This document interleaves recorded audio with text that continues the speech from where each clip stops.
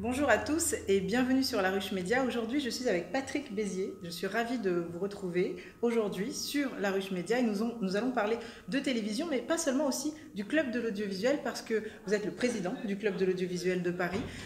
Le 11 février dernier, il y a eu une manifestation importante qui sont les Lauriers, qui est un événement du club, et je voulais en parler avec vous. Donc, comment aujourd'hui, quel bilan vous sortez de cette manifestation qui a eu lieu le 11 février et qui remet des prix à des événements de la télévision, mais de toute catégorie?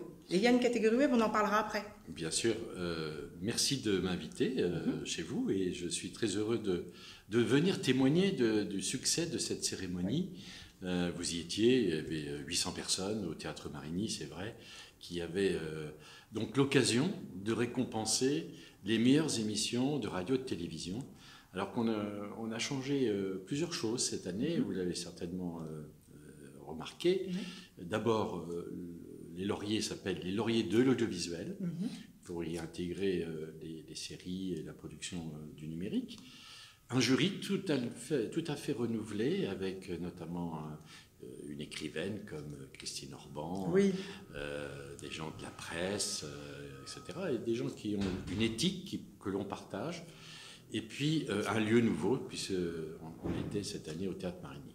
C'était très beau, vous étiez en plus dans le décor de Podane, parce qu'il y a cette actualité Podane aujourd'hui au Théâtre Marigny, donc il y avait quelque chose de très solennel, et il y a une ambiance aujourd'hui, on s'en est bien rendu compte en France, autour des événements et des Gilets jaunes, et il y a eu dans ce palmarès quelque chose qui témoignait un peu de cette époque. Est-ce que vous l'avez senti comme ça? Par exemple, Muriel Robin était là, et oui, a eu un prix. Oui, il y avait effectivement comme une volonté du jury, unanime d'ailleurs, d'être le reflet de notre société. On critique beaucoup la télévision, oui. On dit beaucoup qu'elle est hors sol, voilà. Qu'elle est à l'extérieur des préoccupations des téléspectateurs et des citoyens. Et bien là, le jury a démontré qu'il y avait un lien, une convergence entre la production de la télévision, les fictions, les séries, les documentaires, les magazines et puis les sujets de société. Vous avez remarqué combien on a mis en évidence le problème des enfants abusés, exactement. Des femmes maltraitées, et de certains sujets que même le ministre chargé de la jeunesse a bien souligné. Tout à fait, et on se rend bien compte justement avec les différentes cérémonies, parce que c'est la période en février et en mars justement des cérémonies, et on se rend compte qu'il y a peut-être une volonté de certains Français d'expliquer qu'il y a une lutte des classes, que les médias, les journalistes, les politiques sont hors sol, et à travers une cérémonie comme celle-ci, on se rend compte qu'en effet, c'est pas le cas. Est-ce qu'il y a une différence, est-ce que vous la sentez d'année en année, par exemple, ne serait-ce même qu'avec l'année dernière, sur ce palmarès, sur cet engagement? Parce qu'il y avait une sonalité dans la pièce, dans la salle, j'étais là. Oui, c'est vrai qu'il y a eu des moments graves. Ah oui, le discours de Muriel Robin était... Le discours de Muriel Robin, et puis le discours du président du CSA, qui a remis à un niveau d'excellence l'objectif de la télévision. Et dans l'excellence, il y a la distraction, bien sûr, la culture, l'information de qualité. Je pense que la France a une production qu'on nous envie, oui.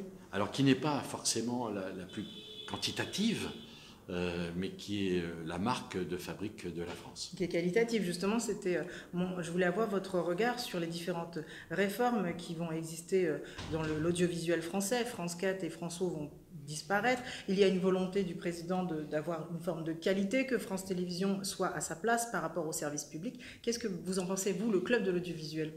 Vous êtes vraiment un acteur de l'audiovisuel français. Alors, on n'a pas d'opinion à émettre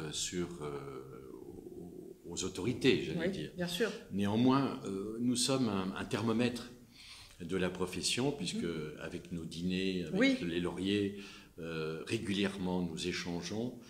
On voit bien la nécessité d'y voir clair. Ce qui manque aujourd'hui, c'est cette nécessité d'avoir une feuille de route pour l'audiovisuel. On sait bien que l'audiovisuel privé fait son métier, et plutôt bien d'ailleurs. Hein. Il n'y a qu'à regarder le palmarès finalement, hein, avec cet équilibre audiovisuel privé, audiovisuel public. Mais je crois que l'audiovisuel public est à un moment de son questionnement. Alors avec la réforme des technologies, le goût des téléspectateurs, les générations qui évoluent avec justement la technique et le nombre d'écrans, etc., enfin, tout ce que l'on voit. C'est l'occasion, je crois, maintenant, de poser la feuille de route de l'audiovisuel public. Vous êtes optimiste, vous ne faites pas partie des personnes qui pensent que parce qu'Internet est là, brouille un petit peu les cartes et que la jeunesse s'éloigne de la télévision, que la télévision est en train de mourir. Alors vous savez, toutes les inventions Voilà. de nos ingénieurs, qui sont toujours plus ingénieux, n'a jamais effacé un support. Oui. La télévision n'a pas effacé le livre, complètement. Le train n'a pas effacé la voiture, l'avion n'a pas effacé le train. Donc il y a des évolutions, il y a des répartitions nouvelles en termes de volume d'utilisation, de consommation, mais je crois qu'il y a de la place pour tous les supports. Ça fait du bien d'entendre ça, c'est très positif. La Ruche Média milite presque dans cette idée. Et il y a Slash TV qui est l'organisation numérique de France Télévisions pour attirer les jeunes parce qu'ils se rendent compte que les jeunes ne regardent plus la télévision. Pensez-vous qu'il faille créer des programmes encore télévisuels? Il y a Kev Adams qui a reçu ce soir le soir des Lauriers, Oui. Un prix. Oui. Donc la jeunesse est encore à la télévision. La jeunesse est toujours à la télévision. Alors les jeunes regardent plus la télévision que lisent les journaux. Oui, ça c'est juste. Donc, bon, il y a de l'espoir. Il y a de l'espoir pour les écrans. Oui. Mais quand je dis les écrans, c'est peut-être toute forme d'écran. Oui. C'est peut-être pas l'écran familial du Oui. journal de 20 heures que l'on a connu dans le passé. Pas vous, bien sûr. Oh. Mais je crois qu'il faut être optimiste et penser que la créativité humaine trouvera les supports pour faire passer ces messages. Très bien. Les dîners, un petit mot pour terminer sur les dîners que vous organisez, qui sont très intéressants, avec des belles personnalités. Oui, nous essayons de faire venir des orateurs pendant un dîner d'une durée limitée, toujours en respectant à la fois les horaires et les orateurs, pour pas que ça traîne et que ça devienne quelque chose qui ressemble à autre chose qu'un moment sérieux, d'échange, d'une personnalité qui compte. Oui.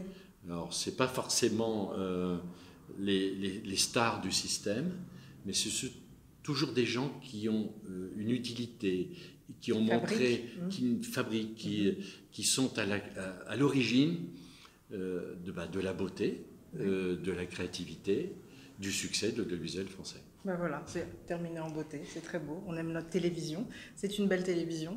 Donc je vous dis à très bientôt sur la Ruche Média, l'année prochaine pour une prochaine cérémonie des lauriers de l'audiovisuel, avec une catégorie web maintenant. Oui, il y a une nouvelle catégorie. Il y y aura de l'année prochaine. Voilà, une catégorie web. Bon bah c'est super, je vous remercie. Merci à la Ruche Média. Ben, merci beaucoup, et bravo. Bézier. Merci. Et bravo pour ce que vous faites. Merci, c'est adorable. Merci beaucoup. À très vite. Merci.